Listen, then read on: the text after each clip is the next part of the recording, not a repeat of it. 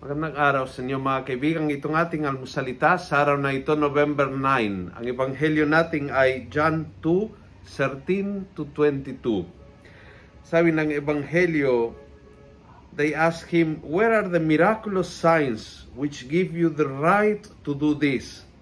Jesus said, "Destroy this temple and in 3 days I will raise it up."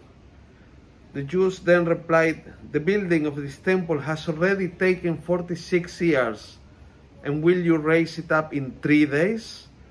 Actually, Jesus was referring to the temple of his body.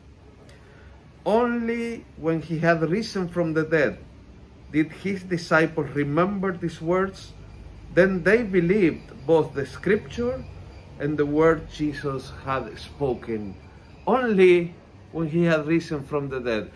Hindi ibig sabihin na it doesn't make sense o walang explanation sa galaw ng Diyos sa buhay natin, sa ginagawa ng Diyos.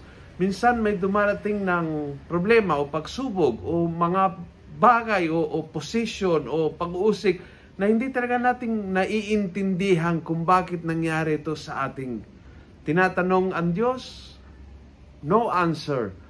And we remain like that, nasasaktan, at hindi nating naiintindihan kung bakit nangyari. Many of us may pinagdaraanan na hindi mo alam kung bakit dumating sa iyo. Sabi ng ebanghelyo, only when he had risen from the dead did his disciples remember these words and make sense out of it. There is an only when, there is a reason. Sa bawat pangyayari, may explanation at dahilan ng Panginoon sa bawat yugto ng buhay natin, pati yung mga dark days, pati yung mga mabigat na pangyayari, pati yung mga bagay na hindi mo inaasahan o na inasahan mo na hindi mangyari sa iyo at nangyari na. There is an explanation sa puso ng Diyos. Sabi ni San Pablo, lahat ay nakakatulong sa ikabubuti ng mga nagmamahal sa Diyos. Everything works out for those who love God according to His purpose. May purpose ang Diyos sa bawat pangyayari sa buhay, but minsan hindi natin na-gets agad, and that is okay. Basta mag-trust na kung may nangyari, kung pinahintulutan ng Diyos na mangyari itong bagay na ito sa buhay mo, ay hindi para sirain ang buhay mo, kundi upang pagpalain ka ng lalo.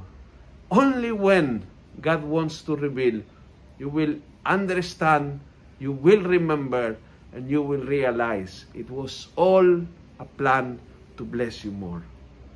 Kung gusto mo ang video ito, pass it on. Punuin natin ang good news sa social media. Gawin natin viral. Araw-araw ang salita ng Diyos. And God bless.